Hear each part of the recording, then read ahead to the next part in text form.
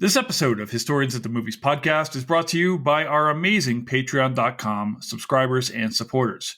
If you would like to help support the Historians at the Movies podcast, you can do so by visiting patreon.com/historians at the movies. Now on with the show. Hey everybody, welcome back to Historians at the Movies podcast. I am your host and creator, Jason Herbert, and every single week we are talking about movies and the histories behind them. Guys, on this podcast, we have a lot of fun. We do a lot of fun movies, and that is not the case here at Historians of the Movies podcast. This week, we are talking about 12 Years a Slave. We are going to be talking today about some hard history with one of the absolute best scholars you're going to find. I'm talking, of course, about Robert Colby. He is an assistant professor at the University of Mississippi, and he's the author of a brand new book called An Unholy Traffic: Slave Trading in the Civil War South. And Rob is absolutely amazing.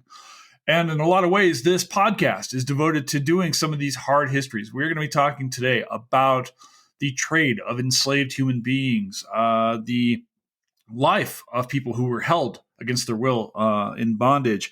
We're going to be talking about the role of families, the role of religion, the role of community, and this horrible, horrible thing that so many people went through. Now, that doesn't mean that this isn't an enlightening or fun conversation, because of course it is. Rob is one of the most amazing professors you're ever going to want to meet, and his book is receiving so many rave reviews. It's absolutely phenomenal, talking about the continued trade of enslaved humans during the Civil War. So we're going to talk today about the life of Solomon Northup and the people he encountered, the people he lived with, worked alongside. We're going to talk about people in Louisiana, a place that's very dear to me since I grew up there. This is a really deep conversation about some real meaningful history, and I hope that you enjoy it. So sit back and relax. 12 Years a Slave is next on Historians of the Movies podcast.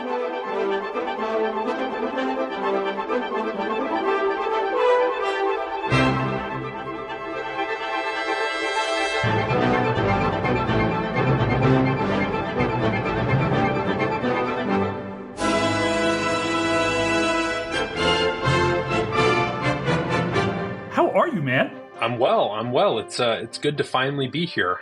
We've been talking about doing this for a while, and I'm glad we finally were able to make it happen. I know. And this, I go through my emails to set these up, and people who come to HATM who have any sense of idea that I know what I'm doing behind the scenes should be told by now that is absolutely not the case. We have just released our 100th episode today with Stargate, which was really cool. Thank you, sir. Really fun episode with a couple friends of mine. Everybody comes on as a friend, except for Adam Dombey, who will not. I saw him in your acknowledgments, by the way. We went to grad. Adam and I went to grad school together. Adam was on our Glory episode. I love that guy so freaking much. So there's always the part when you read someone's acknowledgments in the book, right? And there's always questions. Do you read the acknowledgments? It's the first thing I go to because I want to know who you know. I want to know who you hang out with, And also, if I know your program well, I want to figure out who's not on that list, because there's always the person who's like, you know what? And I don't have to talk to you anymore, or acknowledge your existence. No, Adam, and I saw Aubrey Lauersdorf. Boy, she is freaking brilliant. We'll talk about the Native South. She's now at Florida State. I'm such an Aubrey fanboy. She's so good. I learned a ton being in a cohort with a ton of Kathleen Duvall students, and about the Native South. And I'm teaching the U.S. Survey right now. And one of the things that as I'm sort of writing exams and things like that, I realize how much being around Kathleen and all of her students has, influenced how I teach the early survey, especially trying to incorporate as much of the Native perspective as possible. Okay, so we should talk about this. So you did your graduate work at the University of North Carolina, right? I did. Okay, yeah. That was a school that rejected me when I applied. I am proudly wearing my University of Minnesota shirt. So I applied to 7 schools. In North Carolina was one of my REACH programs. And for graduate students or people listening outside, where you get into your graduate program has almost nothing to do with you as a person at all. It's so much more about what that university is trying to fill. If there's so it's not a shot on you. It always stings a little bit, right? You get a face like this, you get used to rejection pretty fast. But you're absolutely right. When you look at North Carolina's program, especially with Kathleen, and then before Kathleen, Theda Purdue and Michael Green, that's just a murderer's row of scholars. Like every person I hang out with, what we call in the Native South, people who are studying, traditional indigenous peoples of the American Southeast, Creek, Choctaw, Seminole, etc. That's the program. They're just gangsters over there. They're really impressive people. They are, and it's like a coaching tree. You ever watch like a coaching tree in sports? That's yes. And they were so close. It's the Shanahan tree in many ways. It is, except for Theda and Michael were actually at the University of Kentucky for a while, and all I can think is, God, Kentucky could have been the thing. We could have been the Native South. That's right. Call me, Lexington. I'll come. I will leave federal service to come. I was thinking the same. Like I would go back in academia for one job, University of Kentucky. I would go back to Lexington. Anyway, now we've said this, Rob, you want to introduce yourself and tell us about you? Sure. So I teach at the University of Mississippi, where I'm in Oxford, Mississippi. I teach courses on the Civil War era, the military history of the Civil War, slavery and emancipation in the United States, as well as sort of broadly in American history.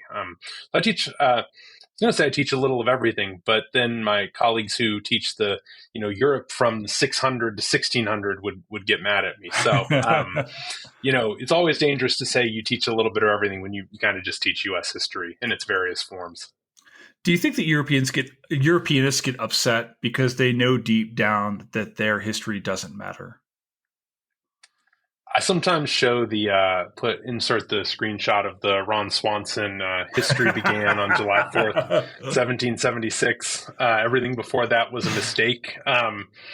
Usually to sort of knock down that notion in my survey classes, but it is kind of funny to throw it out there and see how people respond.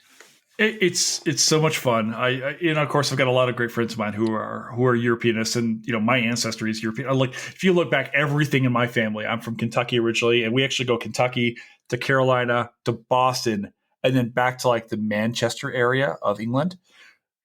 Both sides of my family are from the same parts of England, and that's it's important to me and things like that. I would very much actually like to see it for myself one day, and probably I looked at pictures of the area, and I understand why we left now, because it's not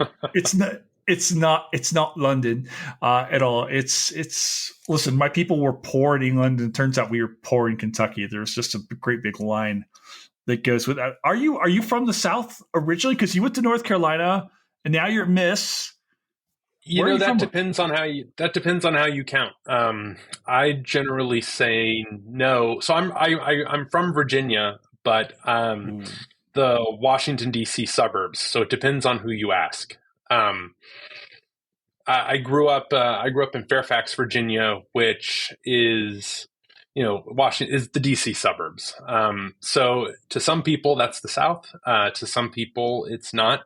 I used to say that the South begins at the Rappahannock.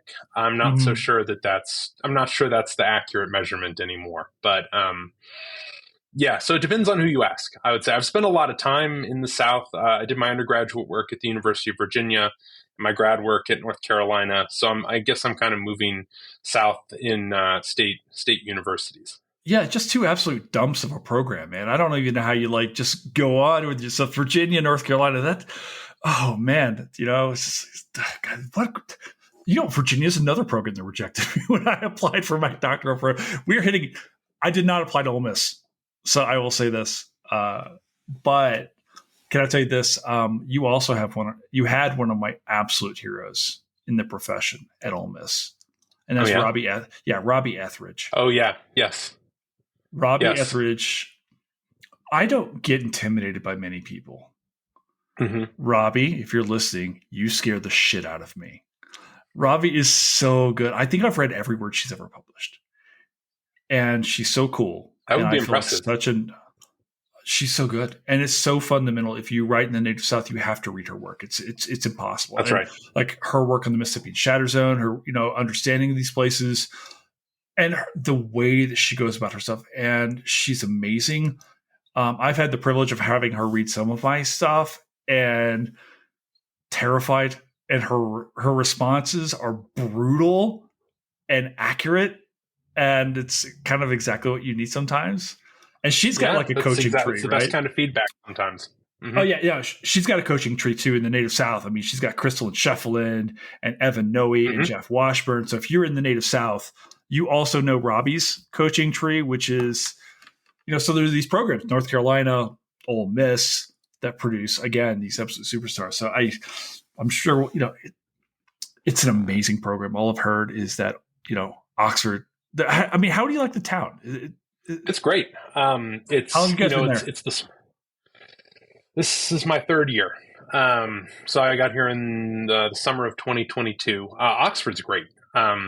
It's the smallest place I've ever lived, which takes a little adjusting at the beginning. But, I grew up in an area where you could drive 5 miles in 45 minutes. And there are many wonderful things about living in a smaller place. I think I've sat in traffic maybe twice since I moved here. And once was when I accidentally tried to go on campus during our homecoming game. So, good luck with that. Yeah, it was a mistake. My wife drove me the first quarter mile, and the traffic was so bad I had to walk the rest of the way. So,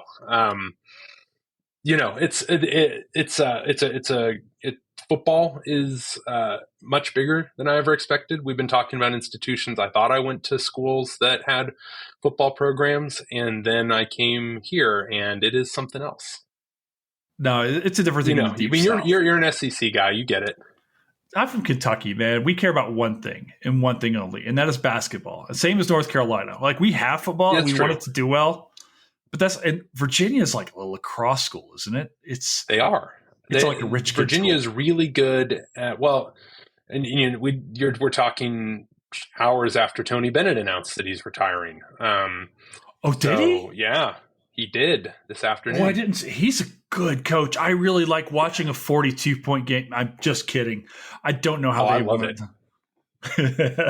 I embrace the pace.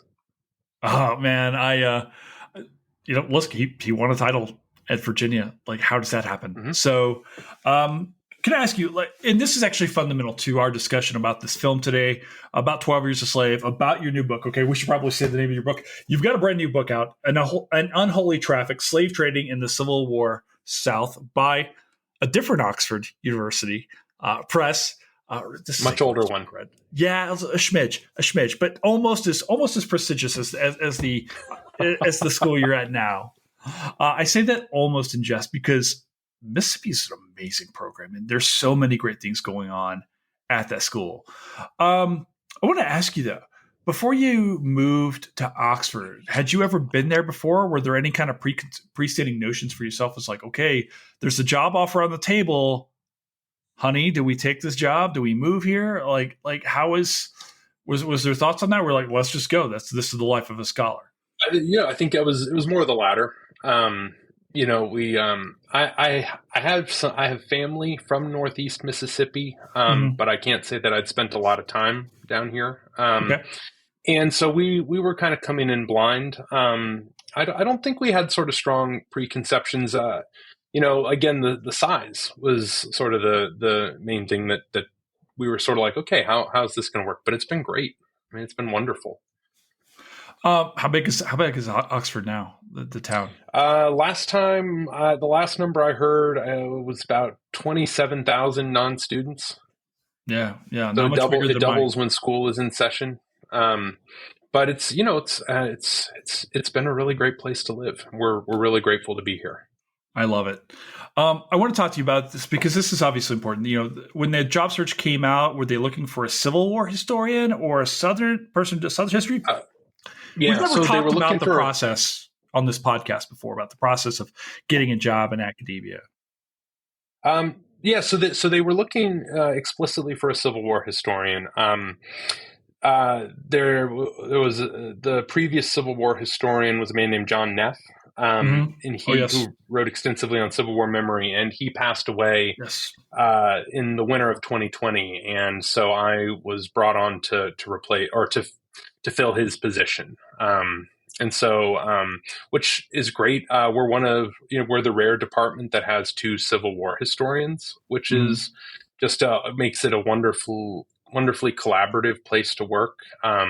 We have I'm the associate director of the Center for Civil War Research. So we have a Civil War Research Center, which we get to bring in great people to talk about the Civil War. We get to help advance graduate students research. And so it's a really tremendous place to do the work we do. I get to work really closely with April Holm, who is the director of the Center for Civil War Research. And so I'm immensely privileged to do the work that I do in a place that's very conducive to it. I love it. I want to ask you about this, about the university. There's been a lot of stuff recently. My own alma mater, University of Minnesota, is reckoning with with its relationship with Native people and taking land from natives. Terrific story. I think came out of North Carolina recently about land grant universities and stuff. Is that Lucas Kelly worked on that? Yeah, Lucas and I also went to school together. Yeah. He's up in Indiana now, right? He's Valparaiso. Right? Yeah, he's such a great guy. I'm such a fan of Lucas. I don't get a chance to talk to him very often. The reason why I don't is because he's brilliant, and when he talks, I feel like a 7-year-old. I'm just like, tell me. I'm a huge fan of Lucas. I'm hoping to see him soon. His book's coming out next year, so you'll have to be on the lookout for it. He won't be on this podcast. I can promise you that at all. He'll just be off talking to people who can understand him because I don't have the intellectual bandwidth. How do you reckon with? How does the city and university reckon with its own Civil War past? Up until recently, the mascot was a plantation owner. The Ole Miss Rebs, very much rooted, not hiding from anybody, and really kind of boasting about that antebellum tradition there in Mississippi and the university. Do you find yourself as you came on and you're looking around, you're obviously a Civil War scholar, you're writing this book on slave trade, and you're at Ole Miss. There's no denying the place that you're at. So did you find that the ghosts of the slave trade of the antebellum era, do they hang around the university? Has there been a movement like this? Like, we talk so much now about monuments and memory and place. Have you noticed things there thus far? Yeah. I would say it has been less at the forefront than I had expected. And I think in a large part it's because many of the sort of largest battles over this were fought just before I arrived. Sure. And, so I got here in the summer of 2022, and leading up to, and then again in 2020, it was sort of ongoing discussions about, how do we commemorate, and some of this is very much still ongoing. How do we commemorate and mark and explore the role that, as is true at any Southern university established in the antebellum period, that enslaved people played in literally building the campus that we inhabit. Obviously, there is the struggle. There was an ongoing sort of question about what to do with the Civil War monument that long stood at the entrance to campus. That was moved before I got here.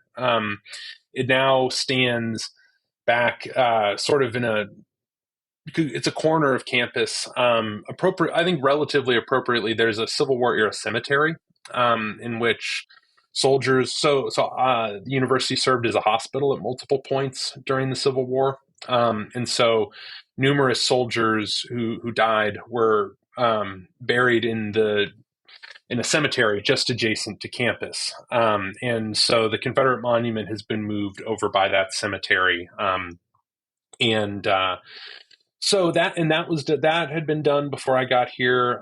There are ongoing conversations about again, how do we present the history of slavery on this campus?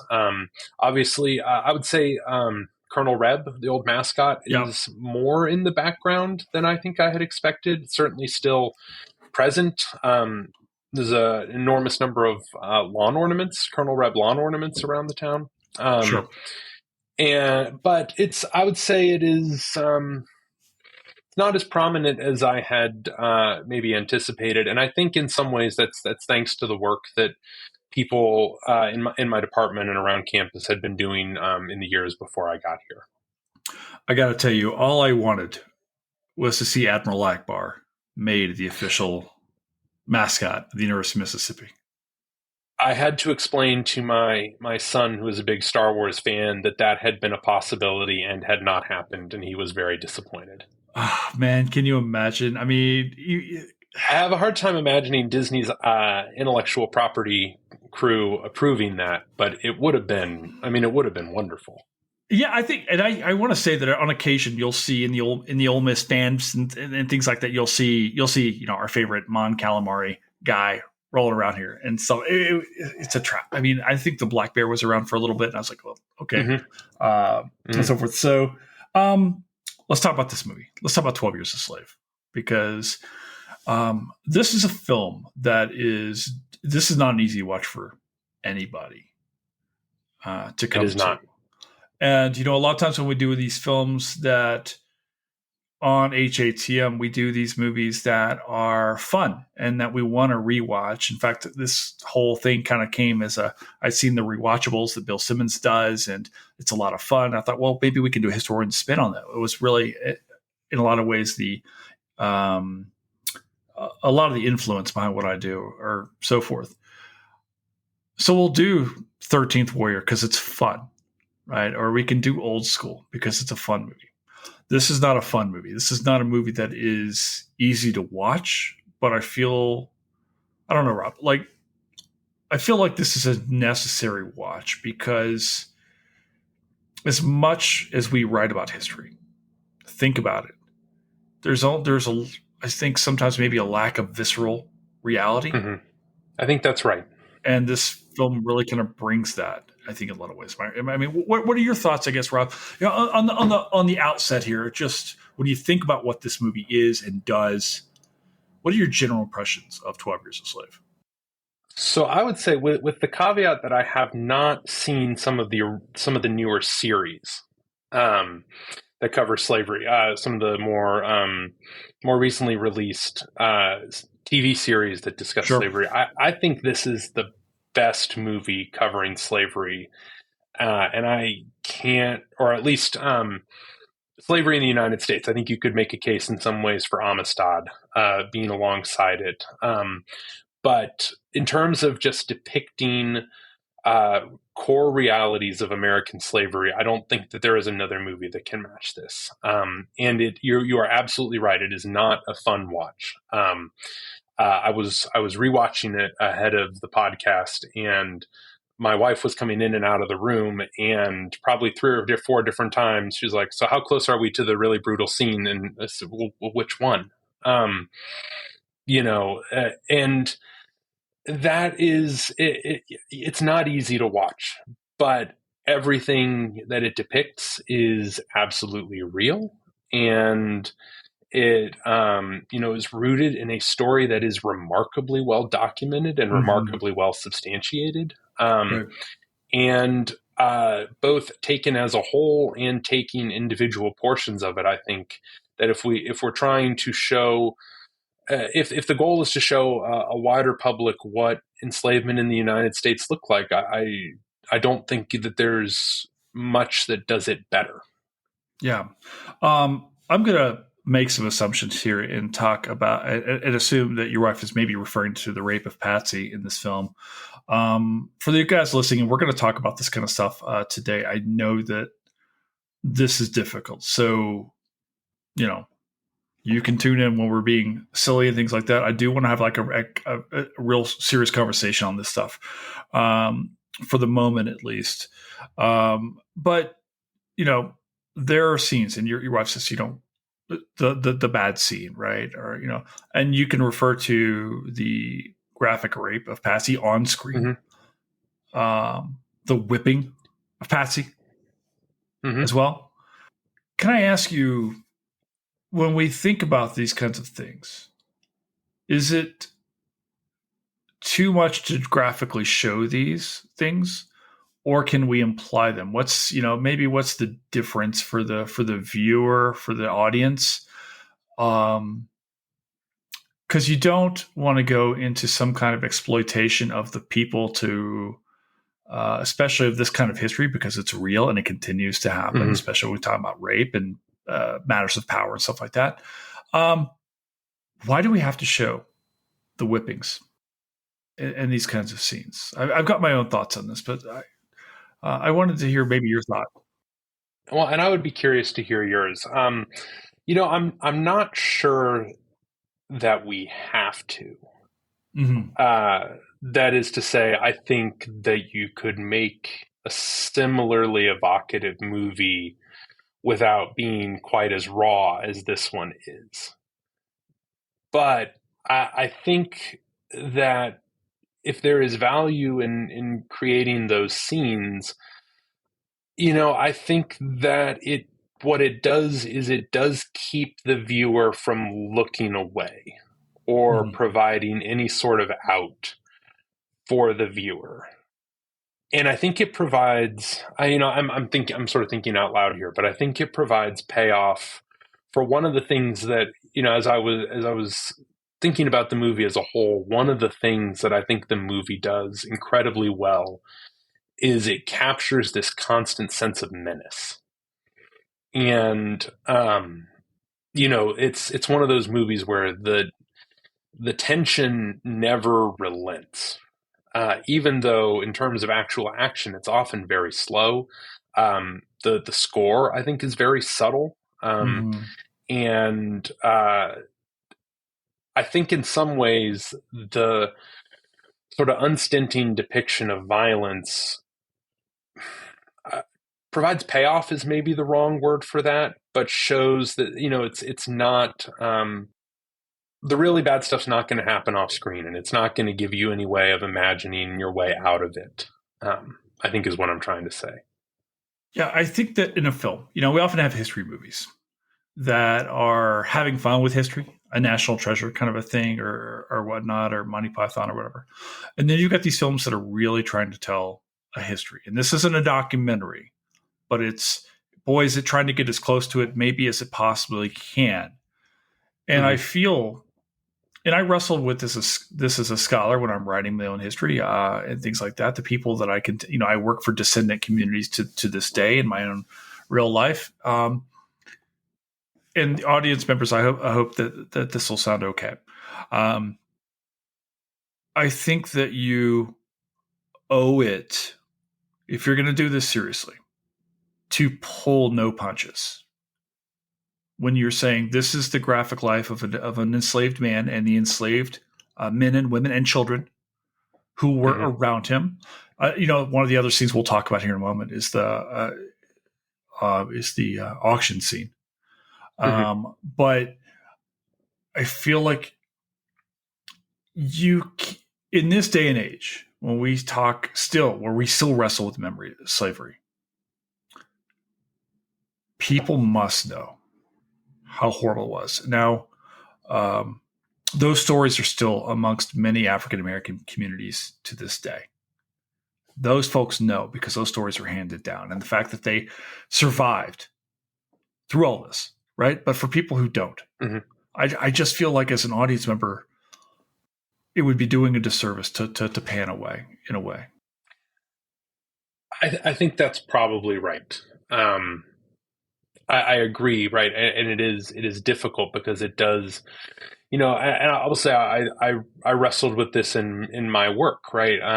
Is it how much detail do I need to go into in describing the sale of a person? How much detail do I need to go into in describing or in trying to consider what their experiences must have been like or how they must have been thinking or feeling at a moment? And I tried to tread very carefully around that. But I think the one thing that, if we think about it as a work of history, one of the things that we try to do is we try to reconstruct as faithfully as possible the worlds and experiences of the people that we're examining. And at some level, I think that's what's happening in this movie, in not, panning away or not, fading to black during some of those scenes. Sure. Yeah. I taught high school for 3 years while I was writing my dissertation in Florida. And one of the things that I really wrestled with, and there are a lot of traumatic acts of history, there's a lot of beautiful acts of humanity as well.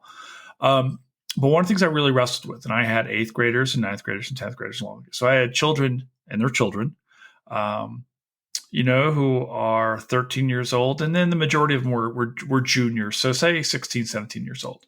A lot of them taking an AP history course, which should, we can get into another conversation, mimic that of a college course. Now, I don't believe can, because you've got a completely different group of people who are taking this information, who are at different stages of life and maturity. And I'm not talking about joke maturity. I'm just talking about what you can and cannot take in as you're developing as a young person. Because the first job I always had as a teacher was to protect my kids. End of story. And I'm not just talking about the bad stuff, but it's just all the things. My job is to love these children. So I really wrestled, Rob, with what I can show these kids.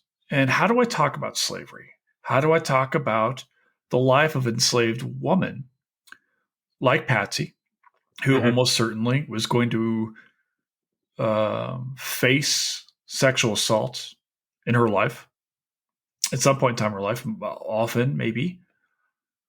How do I talk to to a 16-year-old versus, say, a 19-year-old at the university of wherever? I would often show that one of the things that Amistad does so well is to show the voyage scene. You have that birth there inside the ship, and then later on that woman grabs that baby and throws herself overboard. It's like this is this. I'm sorry. I really wrestled with this, man. And I don't know, have you used films in your courses to talk about enslavement or the Civil War or other things that you teach? I do occasionally. I have not used, I would say, full films to a great deal, but I do often use clips from movies or TV shows to sort of spark discussion and things like that. I was teaching sort of the lead up to the American Revolution a few weeks ago, and I show the coercive acts clip from John Adams. Such a fun series. Things like that. And so I think it's good for. I think you certainly can use movies effectively in courses. I tend, mostly for the sake of time, to use individual clips. And I think that there are a number in this movie that are incredibly effective for that. They can be sort of taken out and used in isolation or in conjunction with other clips or with other portions of the movie. I think, for example, I think you can do really interesting things with the different places in which religion emerges in this film, for example. I think it's a really useful teaching tool to, for example, talk about there's at least sort of 3 different religious gatherings in the scene. There's Ford preaching, there's Epps preaching, and then there's after the death of I think it's Uncle Abram, one of the older enslaved men at one point in the movie falls over and dies in the cotton field, and his burial. And I think kind of juxtaposing those is a really interesting way, and I've used it in the past to talk to students about to talk both about religious practice, to talk about, as Raboteau called enslaved religion, the invisible institution.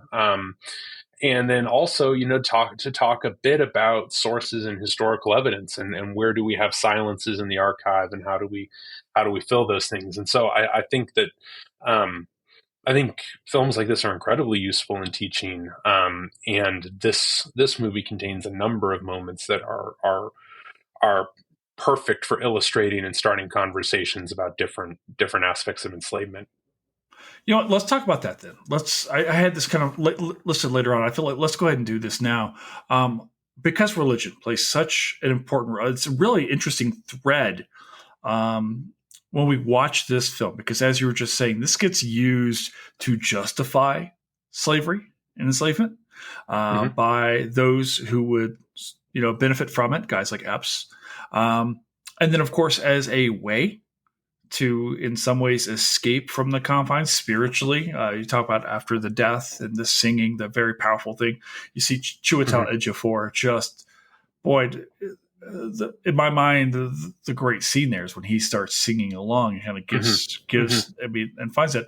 And then I also don't want to, and I come from as I grew up, a Southern Baptist household. I'm not a religious guy now, but I also, I think so many times when we talk about religion in these words, like, oh, okay, this is justified this, justified that, but then there's the legitimate belief on the part of the believers who say, wait, there's this other thing. So can you maybe talk a little bit for us about these differing ways that Christianity is used to both support the institution of slavery, and then also how it is believed by many enslaved people to further their lives, get through this trauma, find peace, and so forth?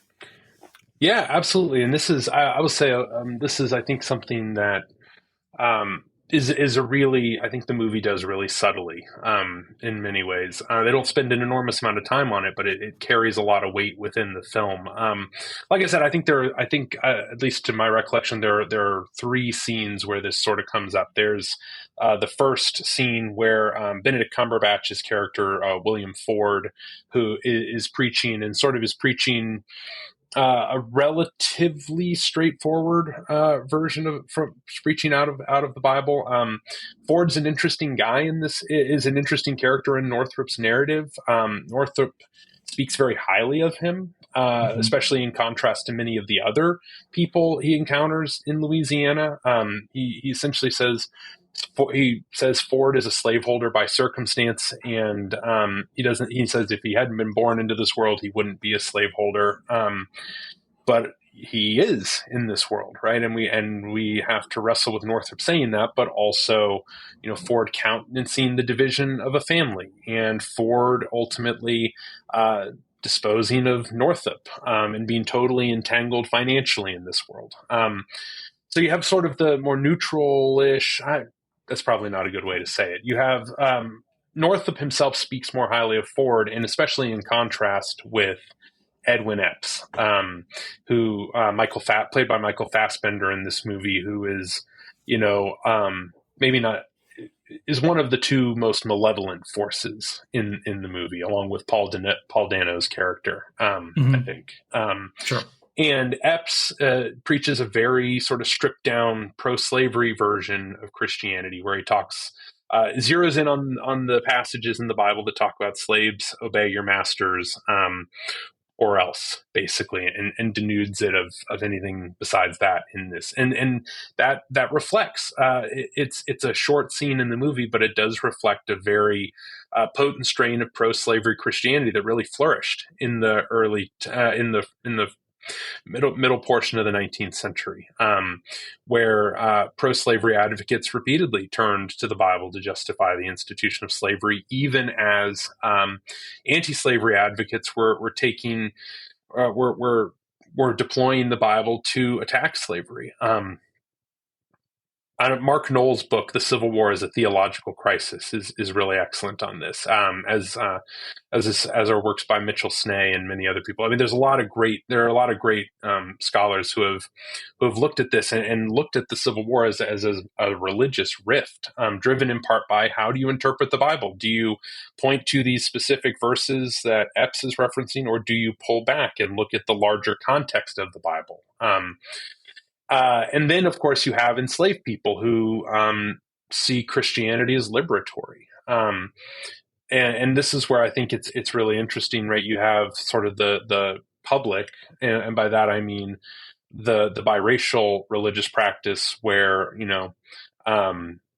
Epps is preaching to his enslaved people. And then you have a very different practice removed or not directly under his supervision, where and I agree that the scene where Ejiofor as Solomon Northup really just lets loose and is drawn into this moment, is drawn into the song Roll Jordan Roll, and is just sort of surrenders to it, but also, like as you say, it strongly implies there's something real going on, but it's also a community being built. Mhm.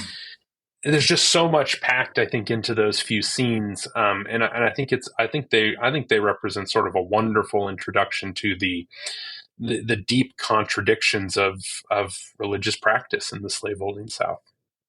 Yeah. Can we talk a little bit also about the idea? Many of these slaveholders would alternately either ban the enslaved from reading or the Yeah. Bible, at the same time encourage adherence to said faith. Can we talk a little bit about how that worked? Yeah. So there is, especially after Nat Turner's rebellion, there's a major crackdown throughout the slaveholding South, and Charles Irons has written some great stuff about this, the origins of pro-slavery Christianity. And one of the things that we see is that slaveholders try to bring the black church as closely under their supervision as possible. And this is also a moment when slaveholders crack down on black literacy. With the Frederick Douglass puts it so well in his autobiography when the man who enslaves him catches his wife teaching him how to read. He says effectively, if you teach him to read, he won't be fit to be a slave anymore. And that's especially true of enslaved people who can read the Bible. They can read the book of Exodus. They can read, all the Psalms of longing that talk about returns to homeland, or talk about being free, or talk about being free of one's oppressors. And that's, not even getting to, you're reading passages about the last being first and loving one's neighbor as oneself. So it's of the books that slaveholders often don't want enslaved people to read, the Bible is very high on that list. I want to go back a little bit. We talked a little bit about Solomon Northup. This film is about his life, or as much of it as we know about that. There's kind of some cliffhanger-ish kind of stuff here that is a historical reality. Can you introduce us a little bit to who this man was in this time, and why maybe his story is kind of carried forth to us, why we know so much about him here in 2024? Sure. So yeah, the Cliff Notes version is Solomon Northup is a man of African descent. He's born free in New York State. He's in his mid-30s when the events of the movie unfold. So he would have been born in the early 1800s. And he had lived his entire life in and around upstate New York.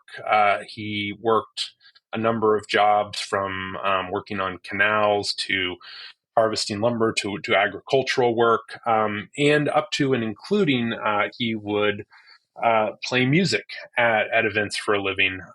In 1841, he was essentially decoyed to Washington, D.C. By men who promised that, hey, you come down here, there's good money to be made. We'll split, you'll get a certain cut of the money that we make.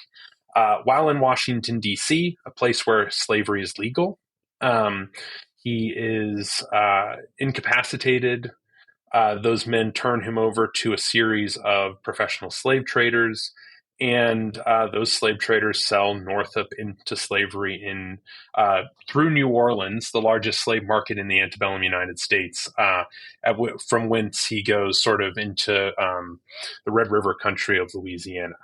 He's there for, as the movie's title implies, 12 years. Before he gets word out, thanks to a carpenter who'd been working on the plantation in which he was enslaved, who made contact with people who knew him in New York and were able to secure his liberty.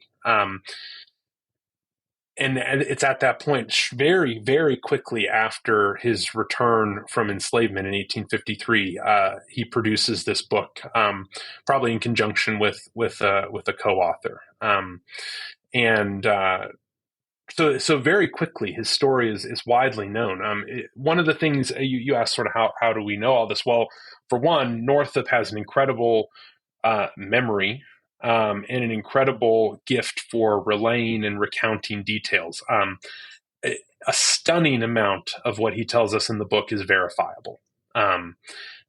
What's amazing, I think, is that fairly easily, especially if you have access to Ancestry and things like that, you can dig up all kinds of documents that have Solomon Northup on them. You can find the manifest.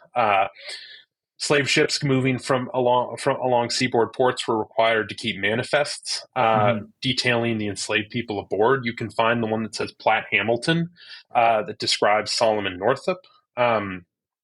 You can find court records. You can find all kinds of newspaper descriptions. You can Northup is not listed by name in the census, but you see a man listed under Edward under Epps's name in the census describing that fits Northup's.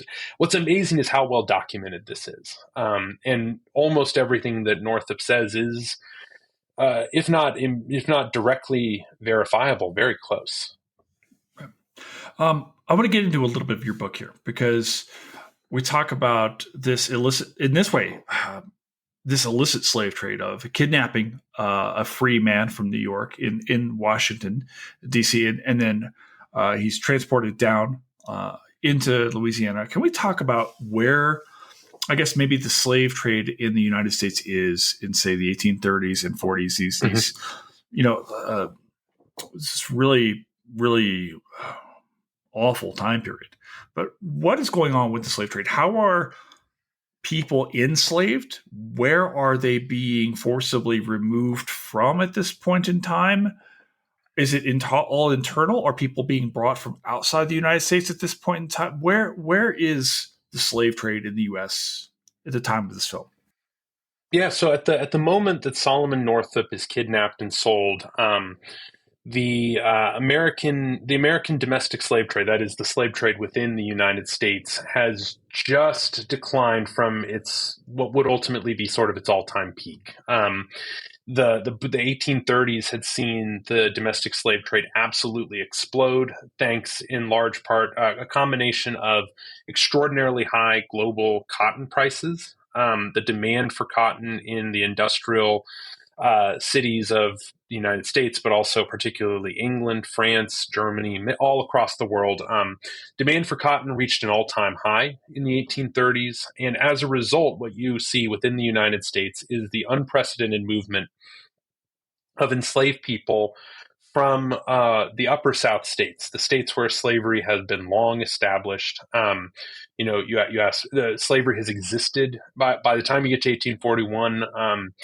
People have been enslaving people of African descent for well over 200 years in the United States. But what you see beginning after the American Revolution, after sort of the opening of the Trans-Appalachian West, to American settlement, you see a vast movement in people who had been enslaved in places like Virginia, North Carolina, Kentucky, South Carolina, Maryland, and the northern states where slavery was fading or being outright abolished. You see an extraordinary movement. Hundreds of thousands of people moved either with enslavers or, in the case of the majority, with professional slave traders from the upper South to the lower South. The logic behind this is economic. This is the best country in the world for growing cotton based on soil and climate. Sven Beckert, in his Empire of Cotton, says the American South is the Saudi Arabia of the 19th century. It's the best place in the world to get the most valuable resource in the world. And so you have essentially enslaved people are worth more in Louisiana, worth more in Mississippi, worth more in wherever the cotton frontier happens to be in a given moment than they are in those older slaveholding areas. And so there is this incredibly powerful pull of enslaved people by enslavers, by slave traders, moving people south and west pretty much constantly in the 70 years between the Revolution or 80 years between the Revolution and the Civil War. You made mention earlier of your wife saying the scene, and you were like, okay, which one? So many horrifying scenes in this thing. I want to talk about another one, unfortunately, which is the auction block scene. Mm-hmm. You and I are both parents. Most people listening to this show are parents.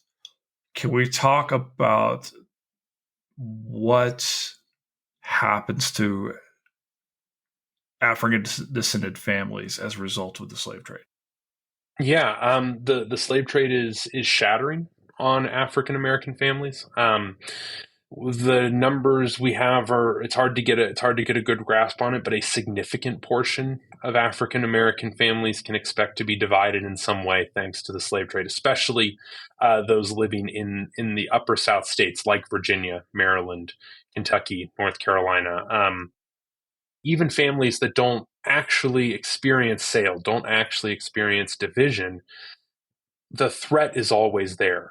Like I said, one of the things I think this movie does incredibly well is it keeps the tension ratcheted up. It keeps the sense of menace hanging over everything that happens. And, even for families that never actually experience sale, never actually undergo separation, that possibility is always there. And one of the things that you see that runs through the narratives that enslaved people left is that it can often come at a moment's notice. It can often come as a complete surprise. There are descriptions. I'm working now on a project on a man who fled enslavement during the Civil War, and one of the things that he talks about is when he thinks about what slavery was, it was the possibility that you would leave in the morning to do the work assigned to you, and come back to find your wife or children gone. And so the omnipresence of this threat is such a critical aspect of enslavement. There are moments where sort of recognizing this, and especially recognizing what a potent weapon the separation of families hands abolitionists, that white Southerners try to constrain it. There are often laws passed to prevent, for example, the sale of very young children away from their mothers. I can't say that I have seen extensive evidence that these are honored, that these are upheld, or ever seriously enforced. There are simply too many stories, too many examples where families talk about being division, where enslaved people recall having lost their mother at a very young age, or being taken from their mother at a very young age. So even though there are occasional efforts to prevent this from happening, at least on paper, scenes like what we see in the movie where a mother is taken away from her children are all too common. And, I say this because, we were talking a little bit earlier here in the pod about my own ancestry, and maybe even wish the ease in which I can count back in my own life 600-700 years. I know that my earliest ancestors, last name is Chadwick through my maternal line. I know exactly where they come from. I can find the documentation. I can get through the old English records, and I can trace my ancestors back. And I think that whenever I think about these things, that is a liberty that I have, that I'm afraid that many of my friends and community members here in the United States and elsewhere, Brazil, other places, simply don't have that ability. I wonder, Rob, how can people ever find home as a result of this? It certainly is sometimes possible, but not often. I spend a lot of time on genealogy websites, and I know, or my understanding is that African American genealogists talk about the wall, right? There's a wall and enslavement because no one is required to keep the records. It's amazing in many cases how lightly, compared to so many other things in life, enslaved people's lives are recorded, are treated. Some of this has to do with the legal status of enslaved people as property, the way that the laws is applied in first the American colonies, and then the states did not require, for example, that the transfer of enslaved people, the purchase and sale, did not require that they be recorded. As opposed to, for example, the deeds for a piece of land. And as a result, there often are records from the period of enslavement that are available, but it's not systematic at all. It essentially it either requires getting really lucky, or a slaveholding family having kept and preserved its own records and possibly mentioning ancestors in those records. There are some. I will say I'll plug here. There's some great projects that I think are really helpful here. The Last Scene, Finding Family After Slavery, out of Villanova, is doing incredible work with advertisements that enslaved people placed, trying to find family members after, beginning sometimes during, but especially after slavery. These are incredible stories. And every once in a while, you do find examples of family members who do find each other 10, 20, 30 years after enslavement. That project's doing incredible work. Similarly, the Smithsonian is hosting an ongoing transcription of Freedmen's Bureau records. The records produced by the government agency created during the Civil War to help enslaved people transition from enslavement into freedom. A lot of those records are microfilmed, and the Smithsonian is hosting an ongoing transcription of them to make them text searchable. And they are an incredible resource. I work with my students in them sometimes, and they have an incredible amount to teach us about that moment. About enslavement, but also about emancipation and also about African American families. Right, there are details recorded there that aren't recorded anywhere else. The last we could go on in this vein for a while. But I mentioned, for example, that there's a man who corresponds with Solomon Northup in the census records.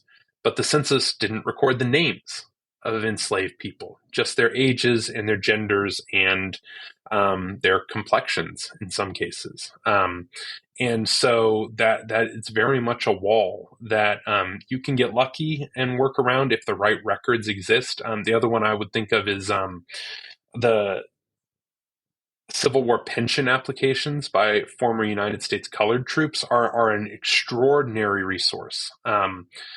But even they have their limitations because they're entirely shaped by the questions that pension investigators asked. So there are resources there, but and it sounds like I may have just talked about a lot of different things, but even within those, you're often hunting for one mention of a person, and that's the one thing that you have.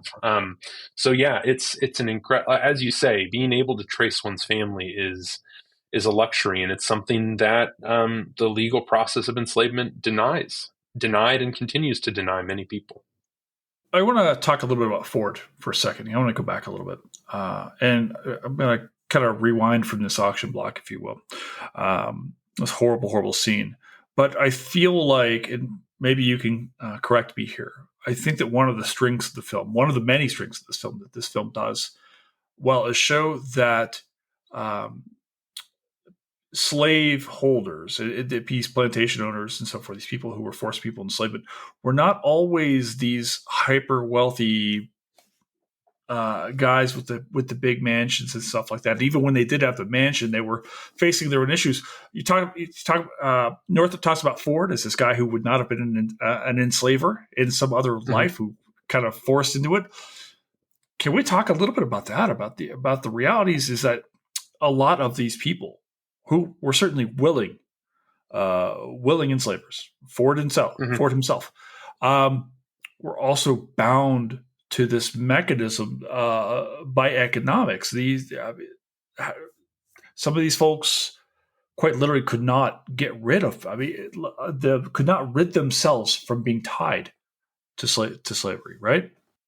We should be careful, I think, when we say that, because while Northup does talk about Ford as like a relatively decent man, especially in comparison to Epps and to Tibbetts and many of the other people he encounters in this story, we also don't see Ford making any concrete steps to divest himself of enslavement. And so it's all sort of a sliding scale, I think.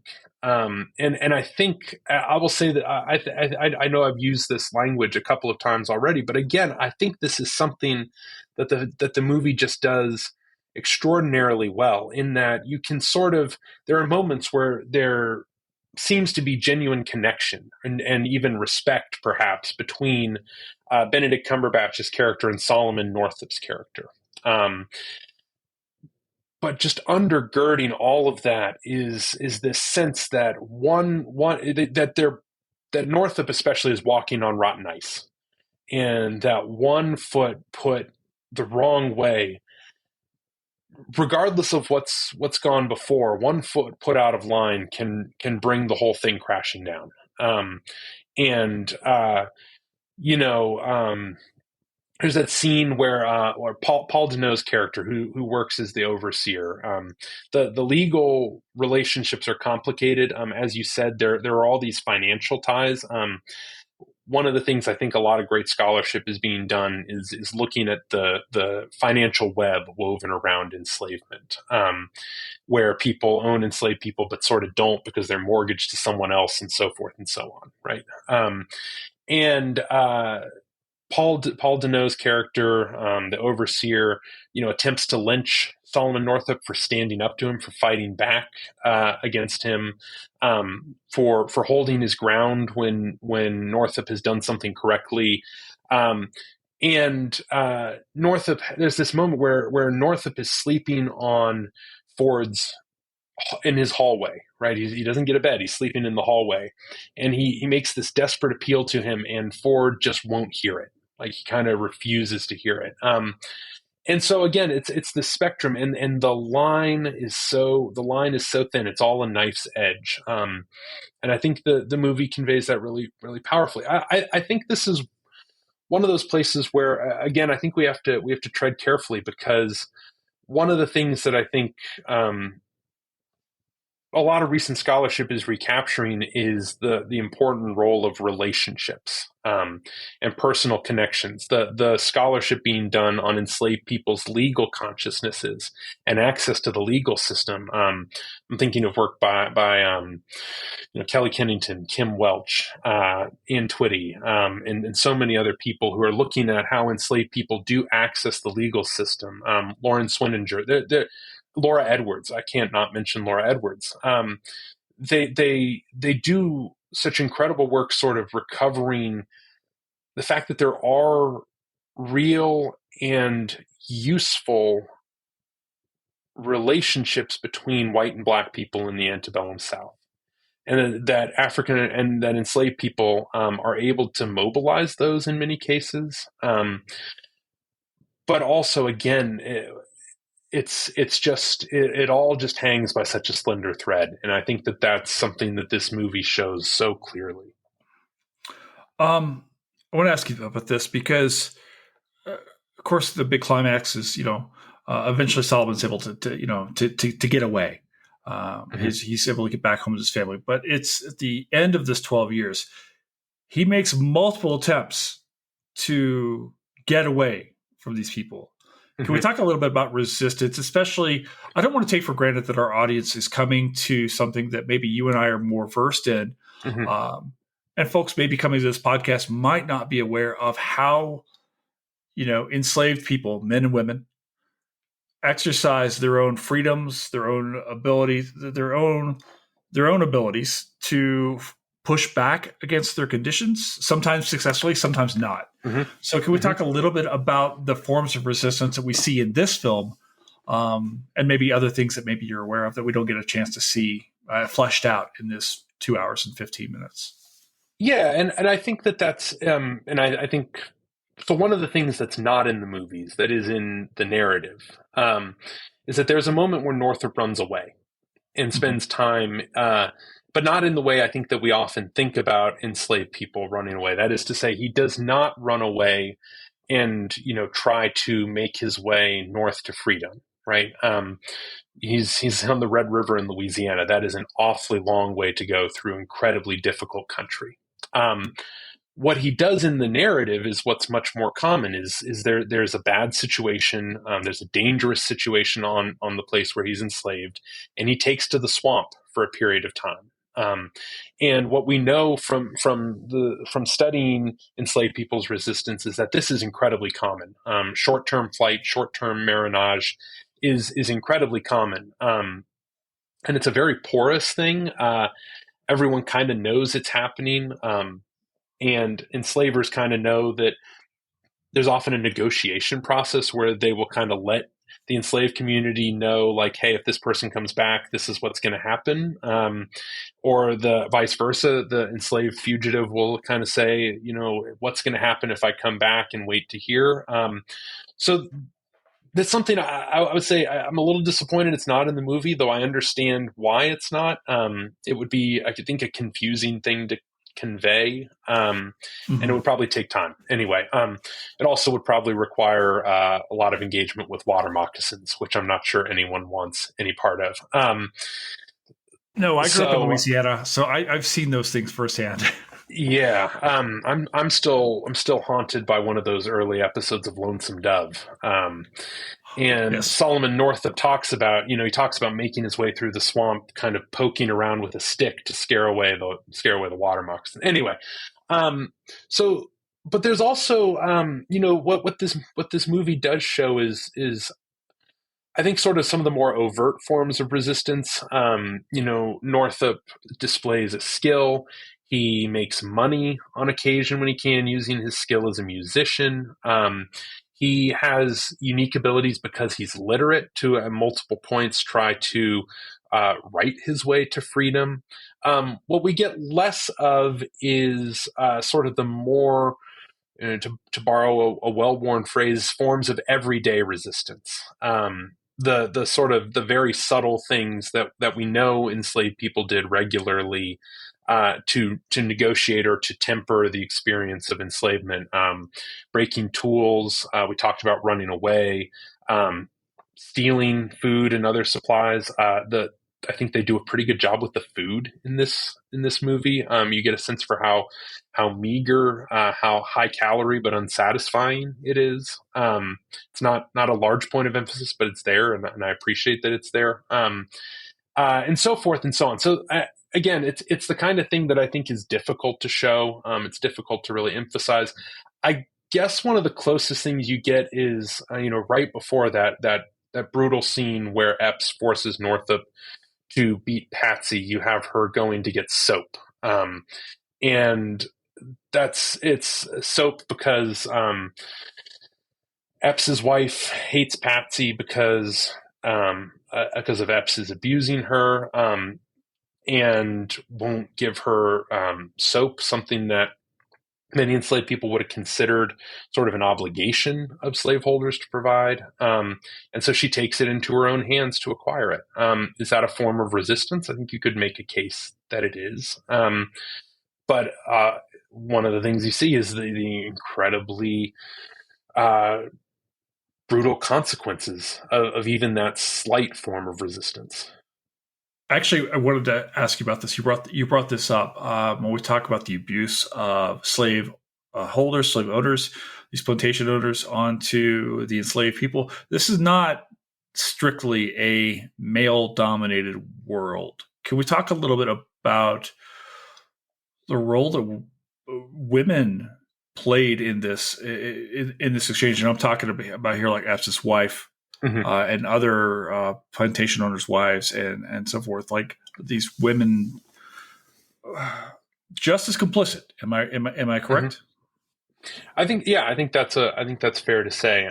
And this is something Northup gets into in his narrative. Harriet Jacobs talks about even more in her narrative of enslavement, and writing as a woman who was very much in a situation similar to that in which Patsy finds herself. Mm-hmm. That enslaved women are subject to sexual abuse in many cases. Again, it's similar to Sailrite. It's not always happening, but it's always possible. So and that, as this movie I think shows well, puts enslaved women in kind of this bind, because not only are slaveholding men sexually abusing them, but very often the slaveholder's wife resents them for this. I think one of the most striking scenes is that moment when Epps's wife just throws a bottle at Patsy's head Yeah. at point blank range, and that sort of thing absolutely happened. Stephanie Jones Rogers' book on slaveholding women is tremendous on this front. The Volia Glimpse classic Out of the House of Bondage is really great on this, pointing out that the plantation household is a site of conflict, is a contested space, and in large part because slaveholding women are every bit as complicit in slavery as slaveholding men. They don't necessarily have the exact same experiences, though, as Jones Rogers shows, that divide is less than we might think. I think this movie does a really good job with that as well. You brought up Spin Beckert earlier. There were two books came out at almost the exact same time. Becker's book was it Empire Cotton, Mm-hmm. And then was it River of Dark Dreams, Walter Johnson's book? Mm-hmm. That came out. They came out real similar. I was in graduate school, I think, at the time. I had the most amazing professor at the University of Minnesota who had us read those. And Kirsten Fisher, if she's out there, she's just one of my most favorite memories of that school. She's just an amazing professor and human. I don't want to take for granted also this idea. Can we talk a little bit about cotton? And the question I have for you is, if cotton never booms, does slavery, the institution of slavery, die off earlier? Does it go away? Because with the expansion of cotton gin, obviously, and can we talk a little bit about the form of cotton that we saw there? Because it's this incredibly brutal system where you are bent over all day. It is it is torture on a human being, let alone just what we see with with Patsy's bloody hands picking this cotton. Can we talk a little bit about the environmental relationship here between this one plant and the lives of so many people? It's a great question, and it's, we both love and hate these sort of hypotheticals because they are both they're unfalsifiable and unprovable at the same time, right? So cotton, as we said, because of thanks to the Industrial Revolution, thanks to the demand of textile mills across the world, cotton absolutely explodes in the late 18th and early 19th centuries, and very quickly, American slaveholders see the potential, see the opportunity to grow it. The story generally runs that the major obstacle at the beginning is only certain types of cotton can really grow well in the soil of the American South. It's the short staple cotton that has short fibers and lots of sticky seeds, and it's after Eli Whitney and the cotton gin that actually becomes economically viable, and boom, American slavery is spreading, is flooding across the countryside. And that's absolutely true, and it absolutely revitalizes American slavery. What happens to American slavery in the absence of cotton, I think, is a much more difficult question. And you could convince me that several different outcomes are possible. What I think is, so certainly, on the one hand, slavery would look very different because the economic incentives would be very different. That is to say, you probably don't have the massive movement of almost 1 million people from the upper South to the lower South in the span of a few decades. I think without the specific impetus of cotton production, that is much less likely. Does that mean that it goes away? I think probably not, because that presumes that slavery is only an economic system. And while there certainly are places and people, there certainly are a handful of people in the pre-Civil War South who talk about various forms of emancipation, for example.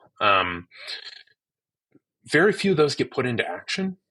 And it's hard to imagine a world in which white Southerners on a large scale pursue and permit the emancipation of hundreds of thousands of enslaved people. So what form exactly that takes, what direction that goes, I think I have a really hard time answering that.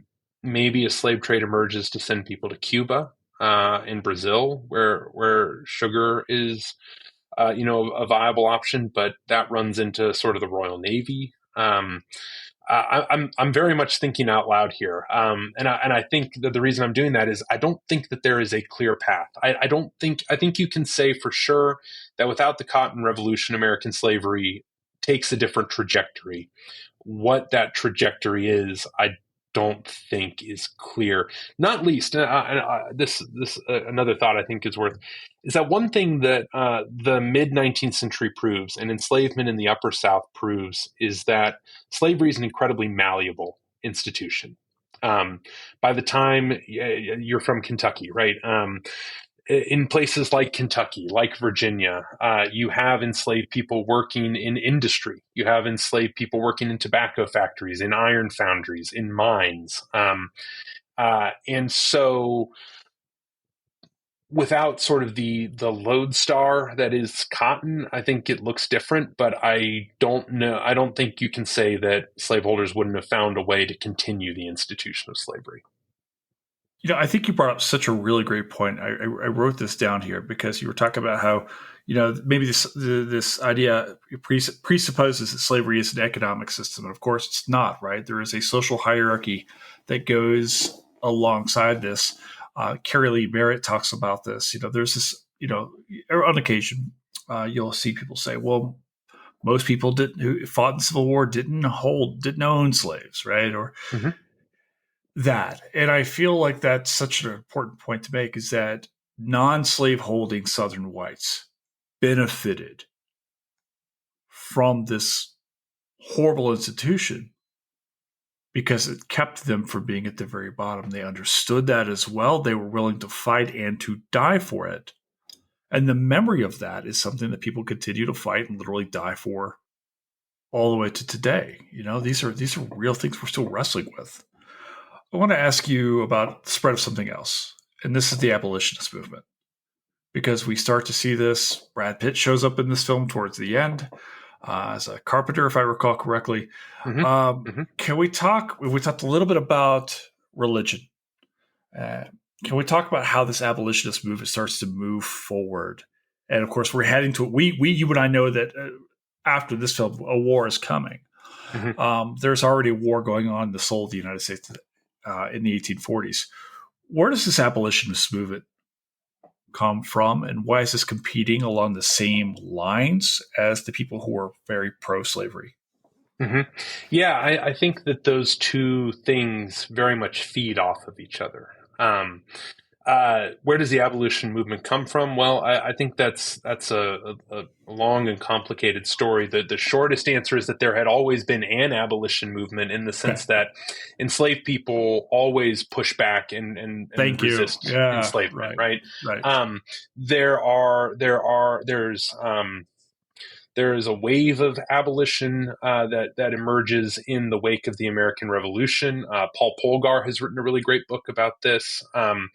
That sort of gives way to this sort of, I was going to say moderated, but that's probably not the right word. This sort of first wave of people who push for the end of slavery and forms of Black equality gives way to colonization in the early part of the 19th century. And then it reemerges in the 1830s with, the sort of famous example is William Lloyd Garrison and the Liberator, but also, as so many people have shown, this movement rests so heavily on people like Solomon Northup and the people who had emerged from slavery before him, and who are telling their stories. the Frederick Douglasses of the world, William Wells Brown, and so forth. And you could go on and on and on, who are very much out in the world telling their stories, exposing what slavery really looks like. And as a result, in response to that, they start very slowly, right? One of the things that we always have to remember is that relatively few people are actually abolitionists in the antebellum United States, but they are very vocal. And as the abolition movement starts to gain some traction and starts to make its voice heard, you start to see pro-slavery Southerners erect defenses against it. I was teaching John C. Calhoun's Slavery, a Positive Good speech. And I think we often skip what he says at the beginning of that. But at the beginning of that, he talks about how white Southerners cannot concede anything to the abolitionists, or else they're conceding everything. And so he says, I will meet them on the frontier and defend, slavery from beginning to end, from A to Z. And that's because the abolition movement in the 1830s is gaining traction. Will continue to gain traction thanks to sort of the growing. One of the things that's not in this movie is much of the political background. Solomon Northup is enslaved through the U.S.-Mexico War, is enslaved through the Compromise of 1850. It comes out of slavery on the other side of the Fugitive Slave Act, for example. So it's not, none of that is mentioned in the movie. But it's all there, right? It's all there, this mounting controversy over slavery, which ultimately pushes people into an anti-slavery camp who, were not so sure that slavery itself was bad, but that it had bad effects on the United States, or that it had bad effects on the United States. They were utterly convinced of that. Brad Pitt's a little more of the former. In the movie, he's a little more of sort of a morally convinced abolitionist rather than a slavery is bad for the United States and for white people abolitionist or anti-slavery person. I think that's a distinction we should probably make. You can be anti-slavery without being an abolitionist. I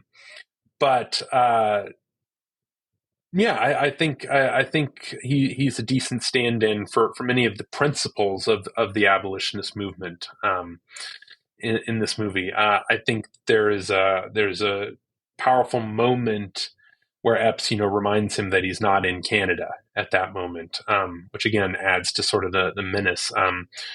People like Brad Pitt were in considerable danger in the antebellum South, especially if there was any sort of hint of a slave rebellion going on. What do we think happens to Solomon Northup? Oh man, this is a great question. The short answer is we don't know. Beyond a certain point, what's amazing is that because of his memory and because of his ability to reconstruct his story in this published form, ironically, we know much more about him in slavery than we do about him outside of slavery. We know that for several years after his return, he has some success speaking. He speaks before many audiences, telling his story. He lives in New York. So the end cards to the movie allude to this. They suggest he had involvement in the Underground Railroad. There are certainly sources that suggest that. But beyond the late 1850s, we know very little about Solomon Northup. He is not in many official records. We don't know when he died. We don't know where he's buried. We think he either died in the 1860s. There are some scholars who think that. There are some scholars who think he died in the early 1870s because at one point his wife is better documented than he is in many cases. His wife says Solomon Northup is my husband at one point, and then lists herself as a widow by I think 1874. So with the short answer is we don't know, right? What's pretty wild, what's wild is again, we know an extraordinary amount about his experiences in slavery and in the short time immediately afterward, because, newspapers are publishing articles saying, hey, Solomon Northup is here and talking about his story. We also know that he tries to bring the people who kidnapped him and sold him to justice, largely, almost entirely unsuccessfully. And after that is he pretty much drops off the official record. We know almost nothing about his life after about 1857. I want to ask you about the book that you've Sure. just had published, right? When you were coming to write this book, this is not the first book on the history of slave trade. It won't be the last one. I'm kind of wondering, this seems like such a daunting process to me, because you and I I'm not a specialist in the field, but I could probably name a few of the books. Mm-hmm. When you were thinking about how to write this book, was there a moment where you're like, okay, what new am I bringing to the table? Am I trying to do something different? Am I going to say the same things? Like, I guess, if you will, we've been talking about this film and this book for a little while. Can you tell us a little bit more now about Sure. what your book is doing, talking about the slave trade itself, and why this is still an important dialogue to have in 2024? Sure. So my book does, as you say, it is not the first book and will not be the last on the slave trade, and I'm profoundly grateful for the people who did the really groundbreaking work to recover. The domestic slave trade was not a major focus in academic literature for a very long time, until the 1980s, really. And then Michael Tadman, Walter Johnson, Robert Goodmestad, Ed Baptist, a number of other people started looking at it. And just in the last few years, Joshua Rothman's book on Franklin and Armfield, the largest slave trading firm in American history, is absolutely tremendous. So there's excellent work being done on various aspects of the slave. I could go on. Every time, especially in those early scenes in the movie when Solomon Northup is ensnared in the slave trade, every time I popped up, I thought, oh, this is that. There's a wonderful little reference to Alex Finley's book with the enslaved woman on the steamboat, essentially aiding in the process of the slave trade. There's enormous work being done on this. What I think is new that I'm doing is essentially just asking a slightly different question. My book picks up where most of the books on the slave trade end.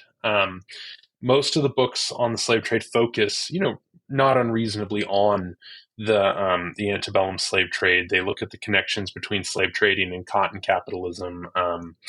And the presumption implicitly in many of them is that the slave trade surely must have declined during the Civil War, because how could it survive a war against slavery?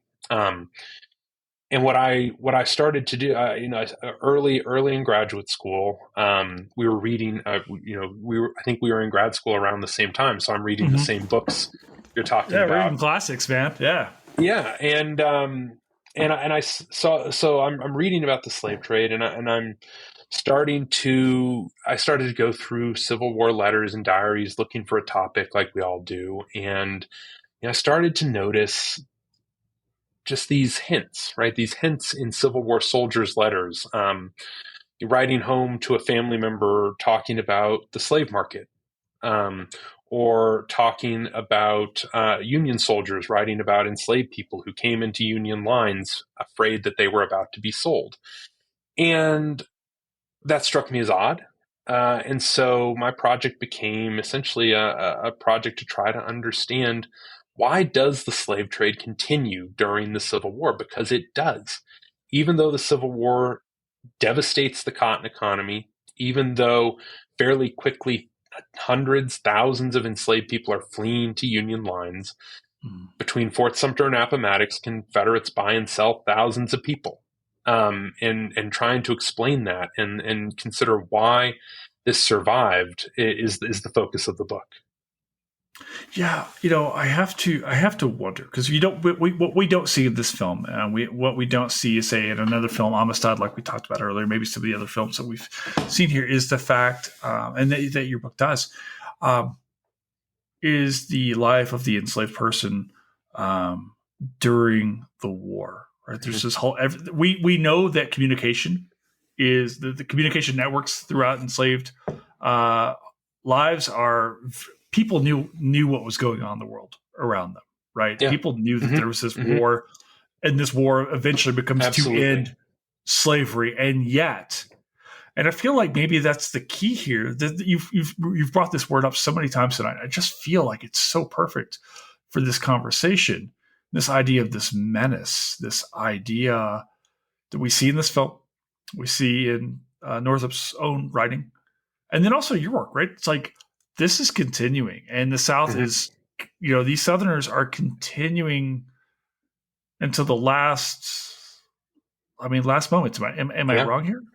No, in fact, so ahead of this conversation, I was poking around, and I think this is an interesting connection. So there are a handful of people who have written about Union soldiers in Louisiana who go looking or encounter people who knew Solomon Northup. Um, it's fascinating. Adam Rothman has written about this. Jonathan White, Mary Nell Mitchell. There are, and so I went and I was playing around on newspapers.com, and there was a letter from a Union soldier who was stationed sort of in late 1863 or early 1864. I forget the exact date, but he was stationed essentially where Solomon Northup was enslaved. Um, and one of the things that some of these scholars have mentioned, right? So Union soldiers were well aware of this story, and they, Edwin Epps is still there, right? Epps is still they write about. There are tantalizing hints that Patsy went away with Union soldiers, that she fled with Union soldiers.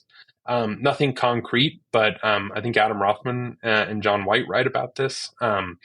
It, but one of the things that struck me as I was looking at this soldier was writing about being camped, basically where Northup was enslaved. And right, the paragraph below where he writes about this, he talks about a local enslaver trying to sell a family that he enslaved to get them away from Union soldiers. It doesn't work.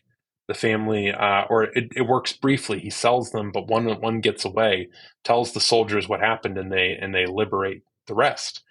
But it's just this moment where, on the one hand, in many cases, not every case, one of the things that I think we misconceive about the Civil War is exactly how available freedom was. Even if you take the high end estimates, certainly no more than 20% of enslaved people became free during the war. And that's heavily concentrated in a few places. Most enslaved people don't become free during the war.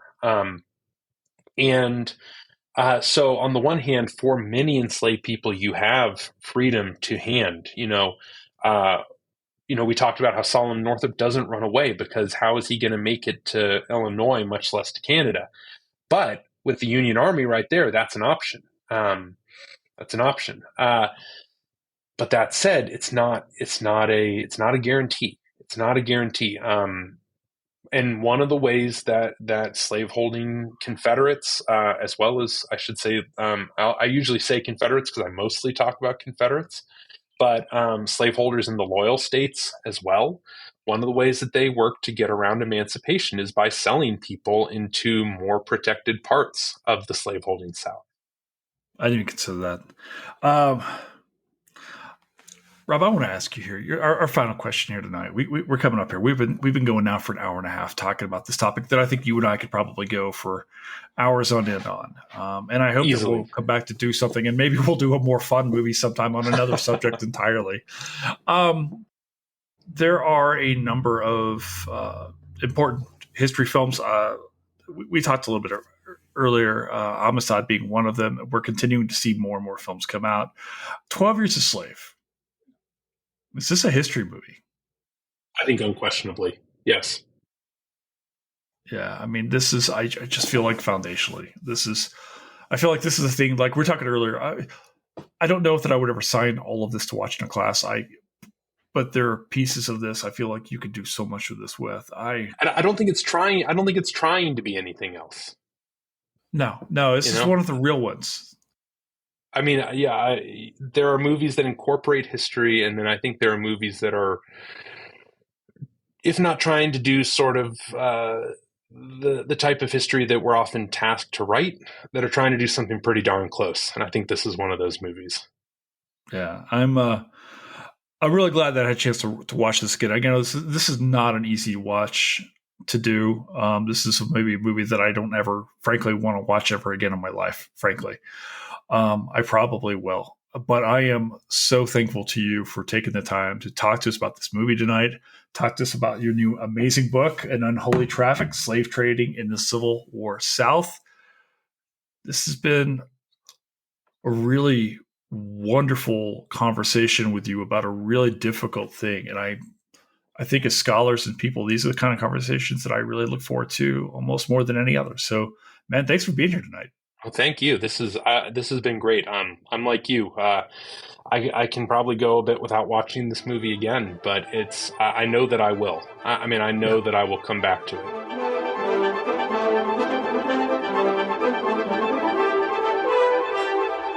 And that's a wrap here at Historians of the Movies podcast. Thank you, of course, to our guest, Rob Colby, today. Rob, thank you so very much for coming on to talk to us about this incredibly important film, this really important part of American history that we have to continue to wrestle with and reckon with as we move forward in time. Thank you for talking to us about your book, An Unholy Traffic, Slave Trading in the Civil War South. Thank you, of course, to our producer, Fletcher Powell, for continuing to make this show run. And most of all, thank you to you guys for continuing to be here and sharing the love of the HATM podcast.